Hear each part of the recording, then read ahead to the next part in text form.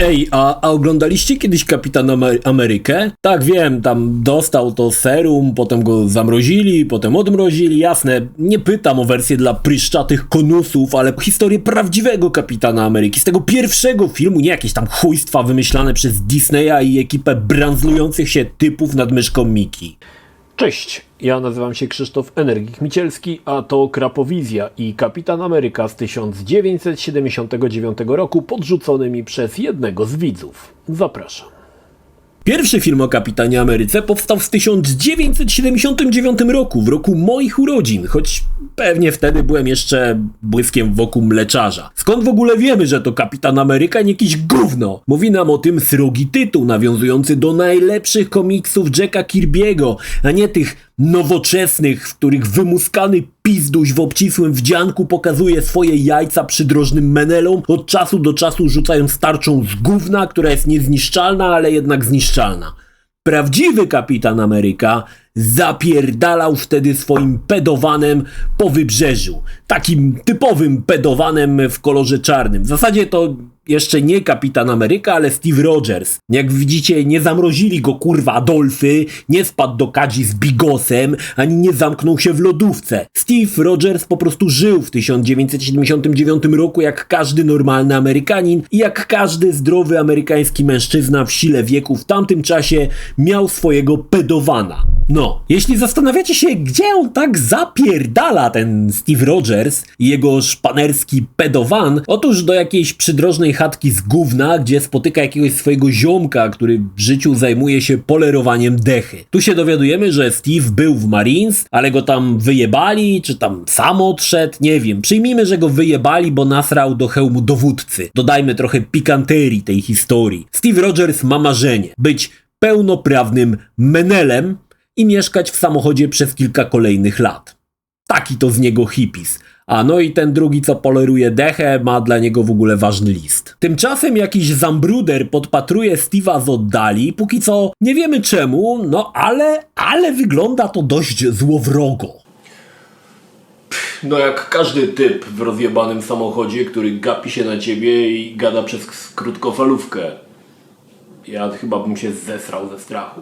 No i aby nie trzymać was w niepewności, ten typ z samochodu ma chytry plan, aby zajebać Steve'a. Czemu kurwa? Powiem wam czemu, bo ci debile przeczytali scenariusz filmu i wiedzą dlaczego. My nie wiemy i to jest zupełnie kurwa bez sensu, więc Steve'a wpuszczają na jakiś wypizdów, gdzie jakiś dziadzio polewa jezdnię rzadkim gównem, a Steve wjeżdża w to swoim pedowanem w mrożącej scenie, kiedy próbuje zapanować nad pedowanem jak ksiądz nad swoimi rządzami na roratach. Steve wyskakuje pedowanem jak mezo z liści i co ciekawe, samochód nie wybucha jak to w filmach amerykańskich. Steve, który wychodzi cało, stracił niestety swoją hippisowską koszulkę. Kurwa, w jaki sposób rozdarł sobie koszulkę w takim wypadku? Co on kurwa kłapał szczękami na lewo i prawo, rozszarpując sobie materiał na garbie? No nic, zjebany samochód, ale został motor, no więc czas spierdalać z tego zadupia. Steve dociera do laboratorium, w którym pracował kiedyś stary Kapitan Ameryki, nazwijmy go twój stary Kapitan Ameryka. Z opowieści dziwnej treści w tym filmie wygląda na to, że stary to był w ogóle jakiś taki totalny przechój i w ogóle jakiś masakrator, no ale strzelił kopytami. I pozostawił po sobie serum, kurwa, takie zajebiste, po którym szczur w klatce podnosi niewielką kostkę z gówna, taki z niego mocarz. Serum nazywa się flag, jak flaga, a nie jak kurwa flaki z olejem, choć tak by było bardziej słowiańsko. Potem ten typ pokazuje też szczura, który zapierdala 57 mil na godzinę, tak kurwa. Jakby ten kołowrotek kręcił się z taką prędkością, to by kurwa cała klatka się unosiła nad ziemią, co za pierdolenie. Dobra, ale z serum jest taki problem, że szczury co prawda zyskują siłę, ale po 2 tygodniach strzelają kopytami i ni chuja, nikt nie wie o co chodzi. No i proponują Steve'owi, że kurwa Steve, wstrzykniemy ci to, od czego umierają szczury, ale będzie okej, bo twój stary tak zrobił i zobacz, już nie żyje, ale ty będziesz przechój i będzie dobrze. Wbrew zdrowemu rozsądkowi Steve odmawia i spierdala w podskokach z laboratorium. Nawet jakaś lafirynda go nie przekonała. No mnie też by nie przekonała, więc w sumie nie dziwne. Steve jedzie do bliżej niesprecyzowanego domostwa, nikt nie wyjaśnia gdzie i po co jedzie, po prostu jedzie i chuj, wbija tam na chatę, a tam normalnie jakiś koleś leży taki prawie martwy i wypowiada tylko Christine,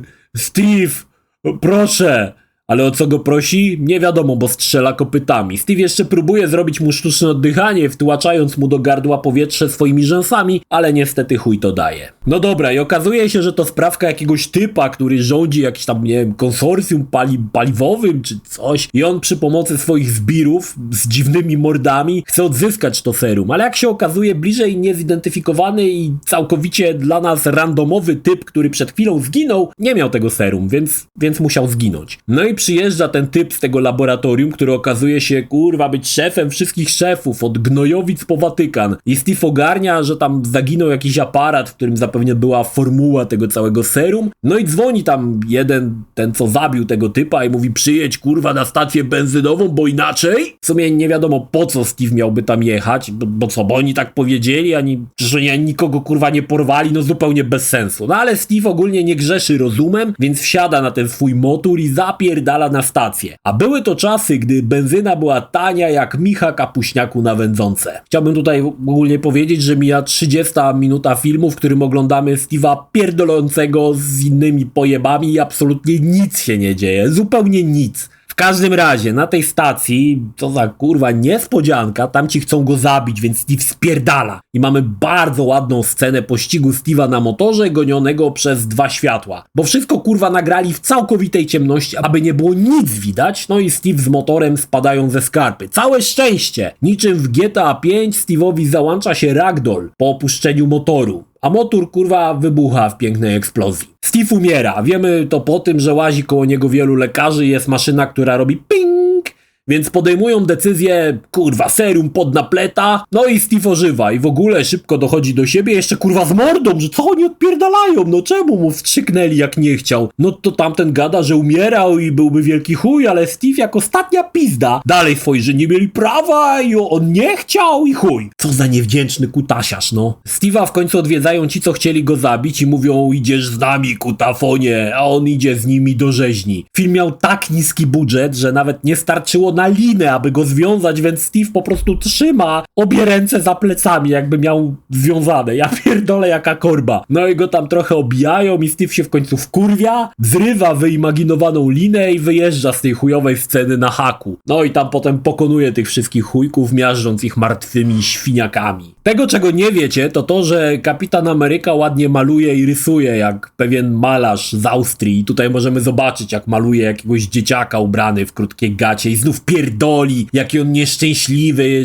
że go uratowali, w ogóle jakie to złe jest, że ma super siłę, jaki on jest kurwa nieszczęśliwy. No niesamowite, co za pizda z tego typa, no niesamowite to jest. I łażą se po plaży i pierdolą kocoboły, no nieziemski ten film jest, kurwa, niczym w komiksach, tylko pierdolą i nic się nie dzieje. No i tutaj w końcu dowiaduje się, że jego stary nazywał się faktycznie Kapitan Ameryka, czyli twój stary Kapitan Ameryka. No i teraz ci źli planują coś tam wystrzelić bombę czy coś, a Kapitan Ameryka sobie tam z jakąś laską pląsa na plaży i pewnie myśli, że zarucha. No ich relacja jest ogólnie dość niejasna.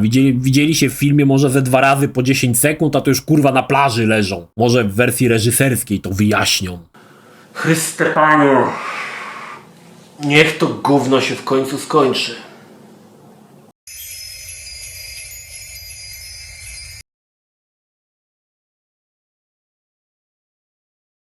Dość już pizdowatych amerykańskich bohaterów.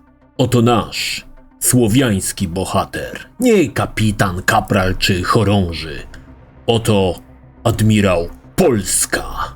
Admirał Polska nie posiada tajemniczej tożsamości jak jakiś piździelec. Na co dzień to Janusz z bazarku, co handluje chińskimi dżinsami. Ale gdy dzieje się zło, przeistacza się w admirała Polskę. Dzięki tajemniczemu eliksirowi admirał Polska zyskuje niesamowite moce. Admirał Polska nie pije Coca-Coli, nie je McDonaldów ani KFC. Nasz polski superbohater jest napędzany siłą bigosu i schabowego z ziemniakami.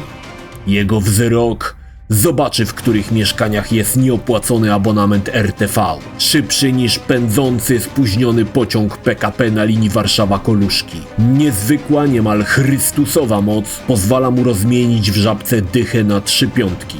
Admirał Polska nie ma tarczy, nunczaka, miecza czy innego chujstwa. Nasz bohater ma tylko pięści, polskie, słowiańskie pięści. Admirał Polska to bohater, na którego zasługujemy. Ogląda kiepskich, chodzi na msze i zna wszystkie piosenki Martyniuka. Admirał Polska, nie jakiś Marvel czy inne gówna. To polska produkcja o polskim bohaterze. Wkrótce na ekranach kin. Admirał Polska. Siła, modlitwa i honor. W końcu, po godzinie pierdolenia, łażenia bez sensu i narzekania, jakie on jest, nieszczęśliwy, szef wszystkich szefów zabiera go do jego pedowana, który teraz nadal będzie pedowanem, ale pedowanem Kapitana Ameryki. Ma teraz w środku motor. Zajebiste, bo wcześniej miał go na zewnątrz. Po chuj ten motor, więc schowany w środku bezsensownie. Zajmuje tylko miejsce na ubrania i majty. Co on będzie parkował w Łodzi i boi się, że mu go podpierdolą, czy jak? I wreszcie pokazuje mu tarczę kapitana. Co to jest? Jakieś plastikowe gówno z bazarku ujebane farbą przez jakiegoś Chińczyka? Co to jest? Czemu to jest przezroczyste? Czemu nic nie waży? Czemu wygląda jak jakaś jebana mnicha na gruszki? Co tu się odpierdala? Co jest It's bulletproof. No chyba was pojebało. No i Steve testuje motor, który ma rakietową wyrzutnię, czy inne tam jakieś gówno. No dużo dymu leci jak startuje i zapierdala lasem i potem po piachu też zapierdala, o ja cię, i po błocie zapierdala i wiejską dróżką zapierdala. Ależ maszyna. Szkoda, że po asfalcie nie zapierdala. O ja pierdolę, wyskocz, o cię chuj, ciekawe kto ją tutaj postawił i to w kolorach Kapitana Ameryki. Ma też tryb cichy, cyk i nic nie słychać. Jest cichy jak, pierdnięcie komara, a nadal zapierdala. To ci technika z kosmosu. O ja pierdolę, helikopter całkowicie z dupy wyleciał i go chcą tam strącić, jakieś zambrudery, on odpala silnik lotniczy i zapierdala jak w życiu jeszcze nie zapierdalał. O, i po asfalcie zapierdala. Myślałem, że po asfalcie nie będzie zapierdalał, ale teraz to już mega zapierdala. Dobrze, że w helikopterze strzelec jest byłym ślepym szturmowcem Imperium i nie potrafi strzelić w zupełnie nic. Ależ emocje. Nagle zupełnie nie wiadomo skąd, obok szefa wszystkich szefów pojawia się wojskowy jeep. Skąd on się tam wziął? Co on dolewa wody do swojego stolca i powstaje jeep wojskowy z pełnym wyposażeniem? No ja pierdolę. O zobaczcie tą akcję. Tego się nie spodziewałem. O ja cię. No i teraz mamy kolejną część niezwykłego pierdolenia, tym razem z jakąś lafiryndą. Jest to niezwykle nieciekawe. Mija właśnie godzina i 5 minut tego zjebanego filmu i jeszcze nie widzieliśmy w pełnej okazałości Kapitana Ameryki. Mam wrażenie, że to jest film zupełnie o niczym. O pierdoleniu kocobołów. Teraz typ se rozkręca wędki. Fanatyk wędkarstwa się znalazł. O, coś tam znalazł. Klisza, kurwisza? Tam i tak już prześwietlona. Tymczasem ktoś tam dzwoni. A kto to dzwoni? Zapytasz? O, to ta z plaży przyjechała, se może popierdolić o wędkach. A nie, jednak nie. Steve w tej sytuacji postanawia popierdolić farmazony. Potem dzwoni do niego ten zły i też pierdoli farmazony. Chryste Panie, niech to się już skończy. No i porwał tą lafiryndę, tylko po co, jak już ma tą kliszę? Dobra, bo Steve ma nic nie robić. Czyli ogólnie niech robi to, co przez ostatnią godzinę, czyli totalnie nic. Zły dziadyga przedstawia swój chytry plan, wyjebać bombę i chuj. W ogóle co on chce na tym zyskać? Jaki jest sens wyjebać bombę pośrodku miasta? Co tym chce udowodnić? Steve już rozkminia w typowej słownej rozpierdolce. Ten film to jakiś jebany podcast. Nawet nie chce mi się mówić, co tu się dzieje. W końcu przedstawiają łacha Kapitana Ameryki. Dostaje go w kartonowym pudle po butach. W końcu Kapitan Ameryka się narodził. W końcu ruszy na ulicę lać stulejarzy. Czuje emocje podobne do tych, gdy Karol zaczyna nowy dowcip. Tymczasem pedowan jedzie do fabryki. W pedowanie Steve Rogers i jego motor. Tu jest ciekawa sprawa, bo tak stara się po cichu zajechać do tej fabryki. Jak już po cichu się tam dostał, to jak nie wyjebie na swoim rakietowym motorku. O już w stroju jest, no wreszcie. Kozacko wygląda na swoim motorku. Zaraz, co on ma na łbie? Co to jest? Po chuj mu ten hełmofon.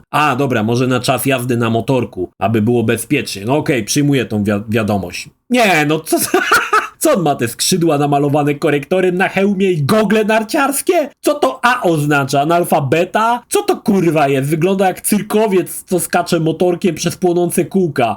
O nie, Nie zdejmuje helmeta, będzie w nim popierdalał i chyba narciarskie gogle też mu się przyssały do ryja. No jak on wygląda, no kurwa mać. Koszt wykonania kostiumu $5. I ta plastikowa tarcza, Chryste Panie. To się nie dzieje, kurwa. O, jeszcze czerwone kozaki. No nie. O, no przynajmniej skacze wysoko. Wow, jakie skoki. No za Kapitanem Ameryką rusza cała ochrona fabryki. 3 stetryczałych dziadów na przedemerytalnym. Chyba tam trafili w ogóle za karę. Kapitan Ameryka humanitarnie, aby nie obijać tych dziadów, polewa ziemię gównem z rury kanalizacyjnej i dziady się wywracają. Co za bohater. Kapitan dalej łapie jakiegoś typa w kitlu i go tam delikatnie, bardzo delikatnie potrząsa, aby nie było mu przykro, a ten wyjawia, gdzie jest biuro tego od bomby. Bierze tam jakieś papiery i uwalnia te laski, o których kurwa już wszyscy zapomnieli. I znowu szarpie tego typa w kitlu i ten mu wyjawia, gdzie kryje się ten zły i jego bomba. W sumie w ogromnej fabryce z kominami pracował jeden gość w kitlu i chroniło go 3 ochroniarzy nad przedemerytalnym. No ja pierdolę, jaka tajna baza. Kapitan Ameryka wraca popierdolić sobie trochę farmazonów, no i w końcu się wydaje, że bomba jedzie do Phoenix. A główny kurwa boss, szef z Woli, jedzie z bombą zamknięty w ciężarówce, jak jakiś totalny cieć. Kapitan postanawia ścigać ciężarówkę helikopterem. Dynamika tego pościgu urywa głowę. Raz pokazują helikopter z dala, raz ze środka. I tak przez kilka minut. Chyba montował to stażysta, który miał to sobie do CV wpisać. Zgaduję, że wypożyczenie helikoptera to był główny budżet filmu, bo trwa to kurwa tak długo, że się zastanawiasz, czy z godziny, na jaką wynajęli helikopter, obejrzymy dosłownie całą godzinę. Chryste Panie. Nadal lecą, przecież ja poszedłem sobie herbatę zrobić, a tu kurwa nic się nie zmieniło. W końcu lądują, a kapitan wypierdala na swoim motorze w przestrzeń i zapierdala, jakby go ktoś gonił. Tymczasem w ciężarówce relaks. A kapitan zapierdala! A tam relaks. A tu zapierdala! No i dogania ciężarówkę, która jedzie zgodnie z przepisami i ma wyjebane, że go goni jakiś pajac na motorze w debilnym kasku. Kapitan w końcu wchodzi na ciężarówkę, ale akcja. Potem zmusza bossa do tego, aby zatrzymał ciężarówkę. Wszystko oczywiście zgodnie z przepisami ruchu drogowego. 0 rozpierdolki na trasie międzystanowej. No to sobie stają, tam wyciągają tego kretyńskiego szefa, który tam już prawie się przekręcił, ale jeszcze trochę żyje, no i odzyskują bombę. Abyśmy nie odlecieli po tej szalonej akcji, czas na popierdolenie przez krótkofalówkę i sceny pokazujące helikopter, bo wiadomo, że to było drogie. No i ten typ z helikoptera, który okazuje się szefem wszystkich szefów tej całej agencji, mam wrażenie, że jest kurwa jedynym jej pracownikiem, więc rozbraja bomby, lata helikopterem, ale też zmywa gary i czyści kible. Zajmuje się dosłownie wszystkim, więc teraz tutaj ratuje tego typa od bomby, bada mu puls, prostatę i robi lewatywę z zimnej wody. Człowiek kurwa orkiestra. O kurwa, koniec filmu. Nie wiem, czy mi w to uwierzycie, bo ja sam w to nie wierzę. Kapitan Ameryka ani razu nie rzucił tarczą. Jedyną osobą, która rzuciła tarczę, to szef szefów, jak pokazywał, jaka zajebista jest tarcza z plastiku za 5 zł. To się nie dzieje naprawdę. Przez 97 minut oglądaliśmy ciągłe pierdolenie. Kapitan Ameryka pojawił się na ostatnich minutach i jest totalną pizdą. Znaczy wcześniej też był pizdą, tylko że bez kostiumu. Kurwa mać. Twórcy tego filmu powinni zapierdalać na galerzy. To ma być Kapitan Ameryka? Kurwa, jeszcze Stan Lee był konsultantem tego gówna. Chyba był nafurany po sufit i nie ogarniał, co się dzieje. No nie wierzę. Jeszcze na końcu pokazali komiksową wersję bohatera, przy której ten w tym hełmie, które wygląda jak jajo dinozaura, wygląda jak jakiś niedorobiony debil. Kurwa, co tu się odjebało? Dobra, na koniec zdradzę wam jeszcze tajemnicę. W tym samym roku, 1979, który był płodnym rokiem widocznie dla Marvela, pojawił się drugi film o Kapitanie Ameryce, w którym jest mniej pierdolenia. W końcu odessali mu te gogle od czachy i dali no jeszcze gorszą, kurwa, jakąś niebieską klapkę. No i jest więcej scen akcji i mniej pierdolenia. Ale to już historia na inny czas.